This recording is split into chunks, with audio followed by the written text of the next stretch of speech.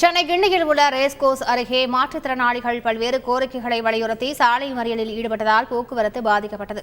செய்தியாளர் கசாலியிடம் இது தொடர்பான கூடுதல் தகவல்களை கேட்டு பெறலாம். கசாலி, வணக்கம். கசாலி, எந்த இடத்துல ரேஸ்கோர்ஸ் பகுதியில் இவங்க போராட்டம் நடத்தி வருகிறார்கள்? எவ்வளவு பேர் இதில் கலந்து கொண்டிருக்கின்றனர்? முழு விவரங்கள் என்ன கசாலி?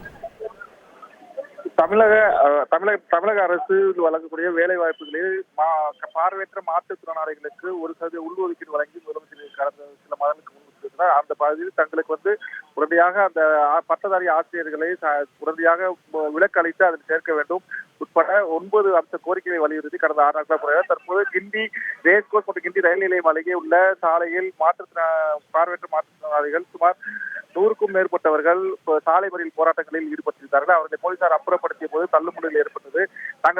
தங்கள் கோரிக்கைகளை நிறைவேற்ற விடும், அது இல்லாமல் முதலமைச்சரை சந்திக்கிறது நாங்கள் தொடர்ந்து போராட்டம் நடத்தும் என்றார்கள். தற்போது கைது செய்யப்பட்ட அனைத்து மாற்றுத்திறனாளிகளும் திருமண முறையில் அழைக்கப்பட்டிருக்கிறார்கள். மேலும் இந்த பகுதியில் போலீசார் பாதுகாப்பு ஏற்பாடு செய்திருக்கிறார்கள். இதனால் இந்த பகுதியில் சுமார் 1 மணி நேரத்துக்கு மேல் போக்குவரத்து பாதிக்கப்பட்டது. முழு விவரங்களுக்கு நன்றி கசாலி. செய்திகளை உடனுக்குடன் தெரிந்து கொள்ள உடனே சப்ஸ்கிரைப் பண்ணுங்க.